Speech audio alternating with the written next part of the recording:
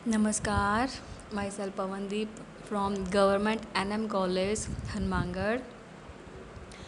आज हम स्टार्ट करेंगे ऑपरेटिंग सिस्टम का नेक्स्ट टॉपिक जो है PCB. Full form of PCB stand for process control block. Process क्या होती है कि जो भी हम कंप्यूटर को इंस्ट्रक्शन देते हैं फिर वो उसको प्रोसेस करके हमें उसका रिजल्ट देता है। तो इंस्ट्रक्शन देने से आउटपुट आने तक के बीच के टाइम को क्या बोलते हैं? प्रोसेस। मतलब किसी भी चीज़ का कोई भी काम आपने स्टार्ट किया है उसको स्टार्ट होने से ख़त्म होने तक जो भी आपकी बीच की जो शेड्यूलिंग होती है, आपकी स्टेट से क्या क्या काम करके उसको फिनिश कर रहे हैं, तो वो क्या कहलाती है? प्रोसेस। कि उसकी प्रोसेस होगी, हमने इंस्ट्रक्शन दे दी, उसकी प्रोसेस होगी, हमें उसका रिजल्ट मिलता है। अब प्रोसेस कंट्रोल ब्लॉक में क्या होता है कि इसे टास्क कंट्रोल ब्लॉक भी कहते हैं। फर्स्ट ऑफ ऑल तो पीसीबी कहते हैं इसे। पीसीबी का पूरा नाम क्या है? प्रोसेस कंट्रोल ब्लॉक, और इसे टास्क कंट्रोल ब्लॉक भी कहते हैं। पीसीबी एक डेटा स्ट्रक्चर है जिसे प्रत्येक प्रोसेस या टास्क के लिए ऑपरेटिंग सिस्टम के थ्रू मेंटेन किया जाता है। मतलब ये डीएस डेटा स्ट्रक्चर है जो प्रत्येक जो भी हमारी प्रोसेस होती है, जो भी टास्क होता है उसके लिए ऑपरेटिंग सिस्टम के द्वारा इसे मेंटेन किया जाता है। उसके थ्रू ये मेंटेन होता है और हमारा जो रिजल्ट होता है वो हमें प्रोवाइड होता है। अगर हम इन सिंपल वर्ड्स में आपको बताऊं तो प्रोसेस कंट्रोल ब्लॉक एक ऐसा डेटा स्ट्रक्चर है जिसका यूज़ हम प्रोसेसेस की इंफॉर्मेशन को स्टोर करने के लिए करते हैं। मतलब जितने भी हमारी प्रोसेसेस होती हैं उनको जो इंफॉर्मेशन होती है उसको स्टोर करने के लिए हम पीसीबी का यूज़ करते हैं। प्रोसेस की जो इन्फॉर्मेशन होती है उसका यूज़ जो है सीपीयू के द्वारा रन टाइम में किया जाता है। मतलब रन टाइम में भी हमें उसका प्रोसेस का रिजल्ट मिलेगा।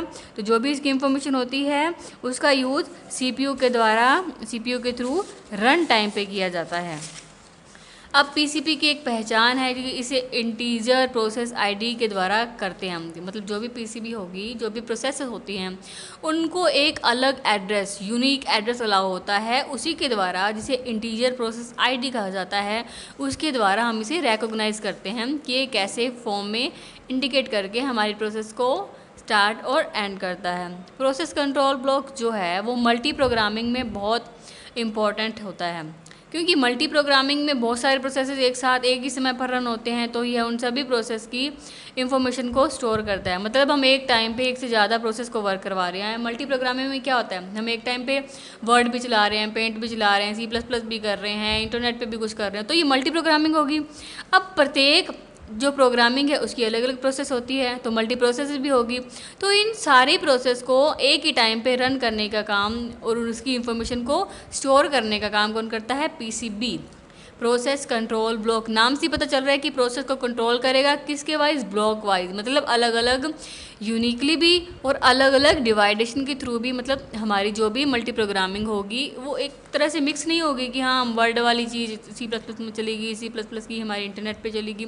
वो हर एक चीज़ को मेंटेन करके रखेगा और हर एक प्रोसेस को डिवाइडेशन करके एक एक करके उसे हैंडल करता है।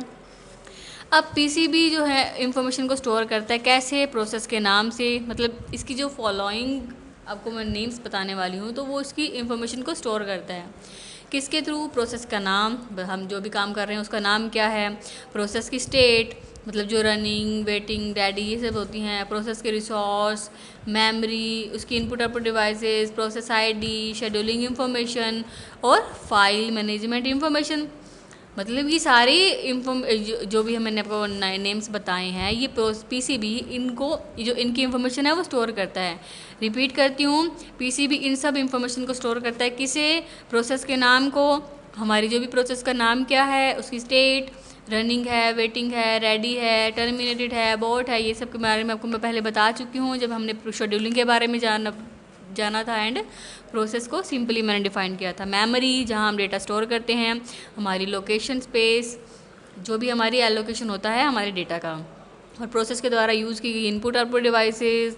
फिर प्रोसेस आईडी, मतलब जो भी हमारी यूनिक आइडेंटिफिकेशन के लिए हम एड्रेस को तरह यूज़ करते हैं प्रोसेस के साथ। शेड्यूलिंग इन्फॉर्मेशन कि हम उसको शेड्यूल किस तरह बना रहे हैं कि P1 के बाद P5 आएगी, P5 के बाद P2 आएगी, इस तरह से उसकी शेड्यूलिंग कैसे कर रहे हैं। एंड फाइल मैनेजमेंट इंफॉर्मेशन कि जो भी हमारी file large amount of data है, ये सिंगल फाइल है, मल्टीपल फाइल्स है, उनको कैसे मैनेज करेगा। अब इसको अगर मैं सिंपली डिफाइन करूँ तो प्रोसेस कंट्रोल ब्लॉक के कंपोनेंट्स के बारे में हम जानते हैं।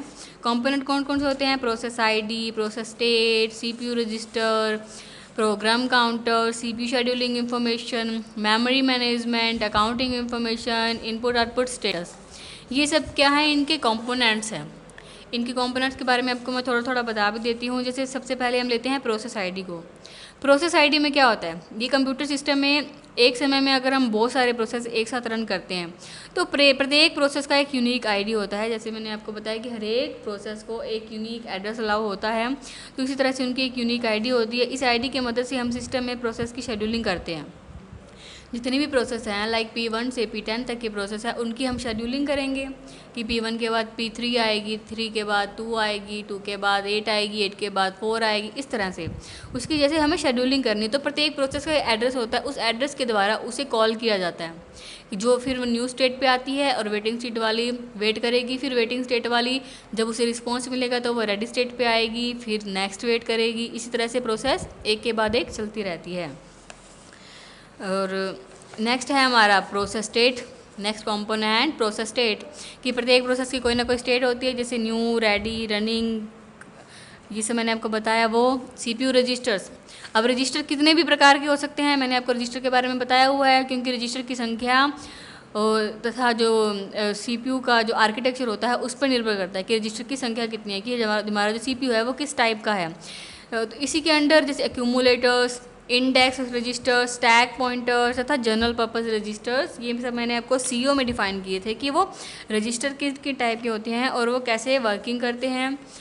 इनका काम क्या होता है? हमारे डेटा को स्टोर करना, डेटा को स्टोर करके फिर उसको ट्रांसफॉर्मेशन उसकी कैसे होगी, कहाँ से वो आएगा, बसेज उसकी, data buses, data registers, accumulators जिसे एसीबी कहते हैं, हमारे कितने बिट का रजिस्टर है, वो सब किस में आ जाता है? सीपीयू रजिस्टर्स में। वो कि उसको वो स्टार्ट से एंड तक जो भी हमारा काम चल रहा है उसको रजिस्टर्स में वो किस तरह से स्टोर करेगा, वो डिपेंड करता है सीपीयू पे कि वो उसमें कितने टाइप के रजिस्टर को डिफाइन कर रहे हैं। नेक्स्ट है हमारा प्रोग्राम काउंटर।